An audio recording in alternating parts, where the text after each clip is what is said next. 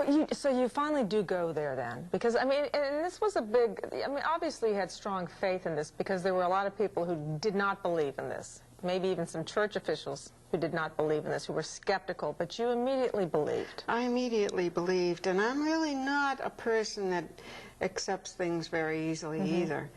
But this was so basic, and the phenomena were being filtered down into us, things that were taking place. And there was the miracle of the communion.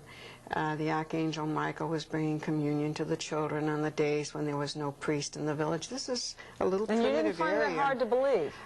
And how could I when I saw a photograph of the visible communion?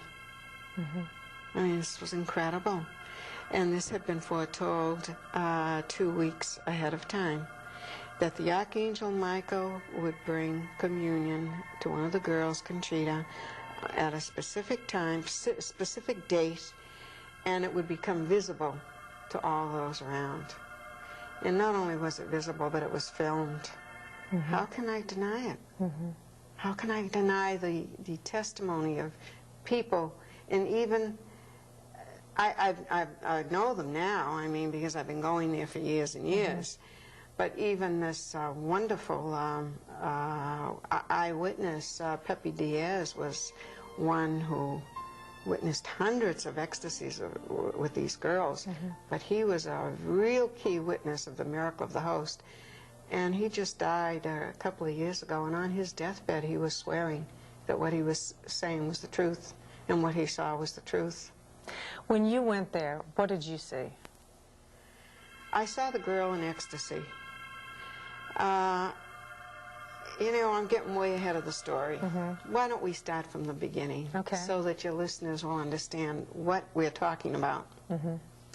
The Virgin Mary appeared in this little primitive village in the north of Spain called Garabandal. It's actually San Sebastian de Garabandal. This is such a primitive area. There's nothing there, nothing. They didn't even have a resident priest. And the priest that they did have had to come up on horseback on Sundays and holy days to offer Holy Mass and listen to confessions. This village was rock cluttered. You couldn't get a car up the street. Impossible. I mean, it's going up the mountain. And no supermarkets. You know, if we as Americans were to go there, we'd be in social shock. Because they still live like that right now. They're not quite as primitive now, not quite as primitive. But according to our standard of living, yes. Primitive, yeah. Yeah. But, I mean, they didn't have any bathrooms when I went there, no telephone, nothing. And anyway, the Blessed Mother appeared to these 4 girls for the purpose of bringing a message, and in order for the world to believe that this message was really from her. She came morning, noon, and night. They always knew when she was coming because of an interior call that they described as 3 joys. The first was slight, the second stronger, and the third so strong that they had to run to the place that they knew that she'd be waiting for them. Now, these 4 girls lived in 4 different parts of the village. There are only 80 houses in this village, stone houses, you know. But they're in different parts of the village. And the doctors began saying, let's separate them, let's watch them carefully. No matter what they did, the girls left their house precisely at the exact moment.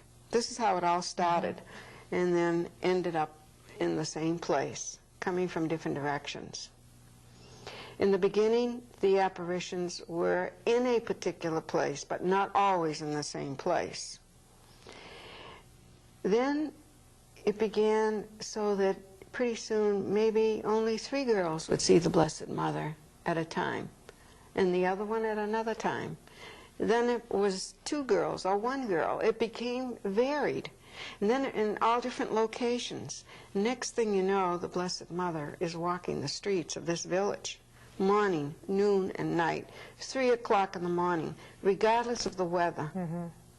Whether it was daylight with the sun out, whether it was pouring rain, whether it was hailstones, snow, it didn't matter. 3 o'clock in the morning, it was always the same. And the kids sometimes were on their knees, walking on jagged rocks. They would, not only that, but Mud. when they crashed on their knees, you couldn't imagine how they could do such a thing and not break their bones.